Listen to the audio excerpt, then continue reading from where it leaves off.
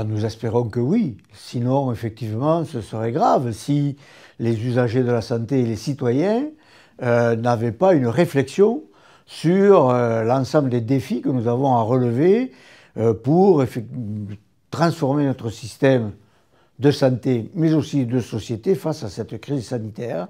Et je pense qu'effectivement, les défis des industriels du médicament et du dispositif médical sont aussi importants et nous intéressent au plus haut point, croyez-le bien.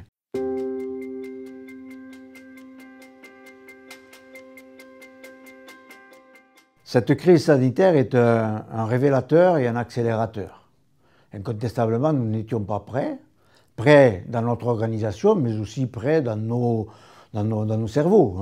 Psychologiquement, on n'était pas prêts à affronter cette crise sanitaire. Et donc, je pense qu'il nous faut véritablement réfléchir pour que cette crise sanitaire nous serve à transformer notre système de santé. Ça fait des années que nous le disons. Le transformer avec un souci d'appuyer sur les valeurs qui doivent fonder notre système de santé, c'est-à-dire la qualité, c'est-à-dire la volonté d'un système de santé solidaire et de répartition. Et je pense que nous avons aujourd'hui les outils pour pouvoir transformer ce système de santé, créer plus de liens, créer plus d'entente, créer plus de transparence entre tous les acteurs de santé, d'abord certainement en s'appuyant sur l'outil numérique. Et je pense que c'est très important aujourd'hui d'avoir une volonté politique de s'appuyer sur l'outil numérique afin qu'il y ait du lien entre l'ensemble de tous les acteurs de santé et particulièrement les associations et les patients. Ensuite, effectivement, de réfléchir sur l'approvisionnement et la distribution des médicaments. Il doit y avoir beaucoup plus de transparence aujourd'hui sur ce que certains appellent la chaîne du médicament, c'est-à-dire de l'action de la recherche jusqu'à la mise sur le marché d'un médicament, son évaluation en vie réelle, et tout cela doit se faire dans une véritable co-construction avec l'ensemble des acteurs, et le principal des acteurs, vous le comprenez bien, c'est le patient.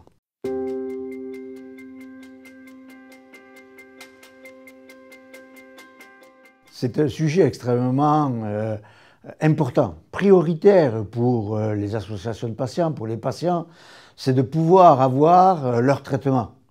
Et effectivement, depuis quelques années, on voit bien que les pénuries, les ruptures de stock, les difficultés à pouvoir s'approvisionner en médicaments, les changements avec les génériques et autres, créent une tension, une incompréhension au niveau des patients.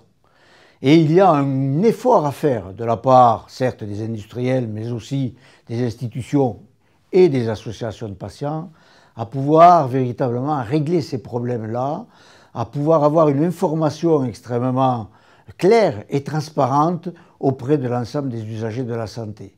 Donc, le problème de la pénurie et l'indépendance des médicaments sur le territoire français passe d'abord par une vision européenne de l'approvisionnement et de la fabrication de molécules, certainement de princeps aussi. Je crois que c'est un problème européen sur lequel il nous faut travailler d'arrache-pied. Je pense que cette crise-là doit aussi nous faire réfléchir au modèle économique de notre système de santé. Depuis trop longtemps, on a un système économique qui est sur la restriction et sur la rentabilité. Certes, le modèle libéral est là et il est normal que chaque industriel ou chaque acteur puisse effectivement avoir, entre guillemets, un bénéfice et un retour sur son investissement. Il nous paraît aussi important aujourd'hui de réfléchir sur ce modèle économique du système de santé. La santé de nos concitoyens, et on l'a bien vu avec cette crise sanitaire, et on le voit toujours, c'est quelque chose de différent. C'est très différent. Et je pense qu'il serait bon que nos gouvernants, mais aussi l'ensemble des acteurs, voient dans le système de santé un formidable outil de développement de notre économie, et non pas des dépenses, mais bien plutôt des recettes. Et c'est dans ce cadre-là que l'on voudrait réfléchir non plus à avoir des hommes d'âme qui réduisent petit à petit d'année en année. Je pense que j'ai quitté l'assurance maladie, nous étions un homme d'âme de 7 ou de 4.